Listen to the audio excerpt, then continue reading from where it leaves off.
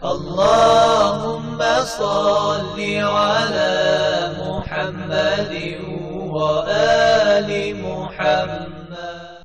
A'udhu billahi minash shaitanir rajim. Bismillahir rahmanir rahim. En el nombre de Dios, el clemente, el misericordioso, la paz de Dios sea con todos sus profetas, desde Adán hasta Muhammad, salawatullah wa salamuhu alayhim ajma'in. Vamos a hablar en esta oportunidad de la importancia de lo que llaman en árabe al-hukm al-shar'i, de la ley, o de esta sentencia o este juicio legal en el Islam, que son las distintas normas y leyes que aparecen en los libros de jurisprudencia, que es lo que como primera parte, digamos, le llaman at-taqlid. Esta clase que vamos a ver tiene que ver con at-taqlid, que es de alguna manera la forma en que el musulmán normal logra tener conocimiento de lo que es halal y lo que es haram, de lo que se permite y lo que no permite, a través de los libros de leyes que fueron extraídas, digamos, de alguna manera a través de las fuentes fundamentales del Islam, como puede ser el Corán y la Sunna profética. Hoy vamos a hablar en esto de la imitación, y sobre la imitación hablaremos en las próximas clases, específicamente qué significa la imitación y a qué nos referimos cuando hablamos que el musulmán tiene que imitar a un sabio en las leyes prácticas. Vamos a hablar hoy específicamente de la necesidad de la ley, de la necesidad de estas normas que uno debe seguir a través de la imitación. El primer punto tiene que ver con la fe, que esto ya lo veníamos hablando en otras clases y ya quizá en la anterior introducción hablé un poco sobre el tema, pero hoy vamos a especificar esto de la necesidad de la ley para el musulmán y de la obediencia, el seguir una ley. La necesidad está muy relacionada con la responsabilidad del musulmán. Uno, cuando se transforma en un hombre de fe, cuando se transforma en un creyente, esa creencia y esa fe, es decir, ese conocimiento de la realidad y esa convicción, lo hace a uno responsable.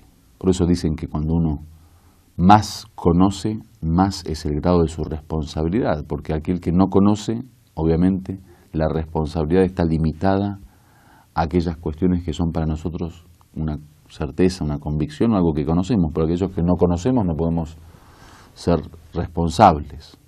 Entonces hay una relación muy importante entre el grado de responsabilidad y el grado de conocimiento. Como la fe en el Islam es conocimiento, obviamente cuando uno se transforma en un hombre creyente, la relación que uno establece con Dios es una relación de servidumbre. Uno sabe que se transforma en siervo. ¿Por qué? Porque sabe que de alguna manera todo le ha llegado sin ningún tipo de decisión propia. Ni uno vino a la vida por propia decisión, ni uno eligió ser quien es por propia decisión, y en realidad todo nos ha sido dado por Dios. En esa relación entre Dios que ha dado y entre nosotros que hemos llegado por decisión de Dios, ese tipo de relación está obviamente establecida en una relación de servidumbre. Uno se siente siervo. Al sentirnos siervos, así como el siervo de la historia de la esclavitud se sentía responsable, o por lo menos le inculcaron la idea de la responsabilidad ante su Señor, el creyente, por el conocimiento y la conciencia que tiene, se siente también responsable ante su Señor. Y cuando hablamos de responsabilidad, estamos hablando de una responsabilidad práctica. O sea, no es una cuestión de mera conciencia o de teoría, sino que es una cuestión que está relacionada con una postura práctica, una conducta y una acción determinada. Es por eso que, de alguna forma, en el Islam la fe se relaciona con la responsabilidad, o mejor dicho, la fe se relaciona con la servidumbre, y la servidumbre se relaciona con la responsabilidad, y la responsabilidad se relaciona con la postura práctica o con la acción. La forma de transformar la responsabilidad en acción es justamente a través de la ley, y de acá la importancia de la ley. Es por eso que uno, cuando se siente responsable de su comportamiento, significa que tiene que cumplir las órdenes de Dios. Es decir, aquello que Dios ha hecho obligatorio, lo cumplimos sin fallar. Aquello que Dios ha prohibido, nos alejamos de ello como Dios nos ha pedido, y de esa forma se establece al-hukm al-shar'i, esta ley divina. El segundo punto es cuando uno enfrenta cualquier tipo de situación en la vida, cualquier tipo de dificultad o cualquier tipo de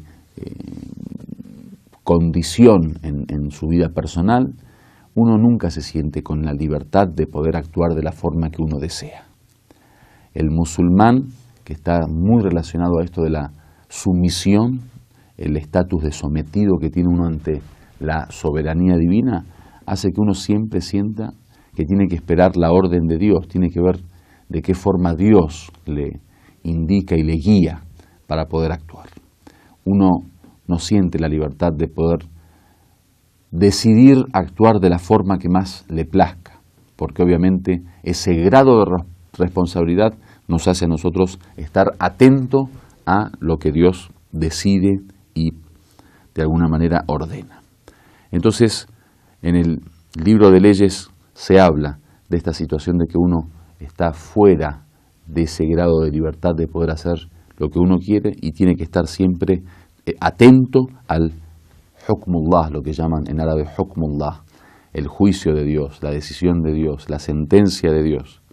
Si ese juicio de Dios es actuar como obligatorio, o sea, nos da una orden sobre algo, entonces obedecemos. Si nos prohíbe algo, entonces nos alejamos. La pregunta que acá puede salir quizá, y obviamente en nuestra cultura occidental, esto es un tema bastante sensible, ¿qué tiene que ver esta cuestión con cómo se relaciona esta cuestión con la libertad? Porque al fin y al cabo, en todos los sistemas políticos, en todas las sociedades y a través de toda la historia siempre se ha planteado la libertad como un valor humano. Entonces ahora cuando uno habla de sometimiento, cuando uno habla de órdenes, cuando uno habla de acatar las leyes de Dios, cuando uno habla de respetar la decisión de Dios, ¿de qué forma puede desarrollarse esa libertad? Obviamente está claro que en todos los sistemas no existe libertad absoluta.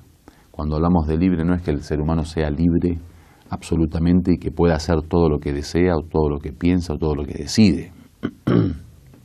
El concepto de libertad, tanto en Occidente como en el Islam, digamos, o como de alguna forma se presenta en el Corán y en la Sunna profética, está relacionado con un grado de libertad, en donde muchas cuestiones están bajo la decisión del hombre, bajo su voluntad y bajo su libre albedrío, y muchas decisiones no. Pero lo que todos están de acuerdo es que al fin y al cabo la libertad no es absoluta, sino que tiene que estar limitada o por la libertad de los demás, de los semejantes, o por la ley, o por cualquier tipo de valor que de alguna manera sea aceptado como un límite para la libertad.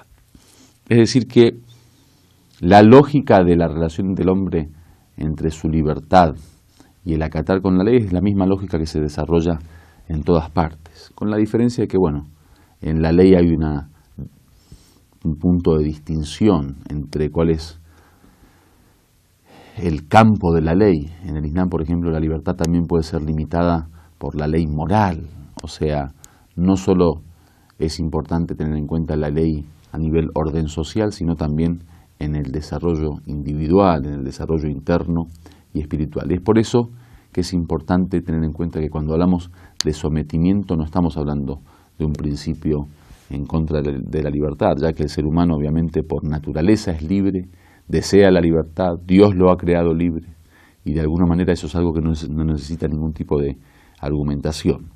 Por lo tanto, es importante saber que la importancia, valga la redundancia, de la ley está relacionada a la responsabilidad y a la conciencia que tiene el creyente, y esa responsabilidad a la vez nace de este estatus de ser obediente, de este estatus de servidumbre que se desarrolla en el ser humano, y también digamos, punto clave que es el sentirnos siervo de Dios está basado en el grado de conciencia que ha logrado el creyente a través de su conocimiento y la percepción de la realidad. Esto ha sido la definición de la necesidad de la ley en el Islam. En las próximas clases estaremos viendo los otros temas que están relacionados con la imitación y con la forma de extraer las leyes o de poder conocer lo permitido y lo prohibido en el Islam. Walhamdulillahi Rabbil Alamin.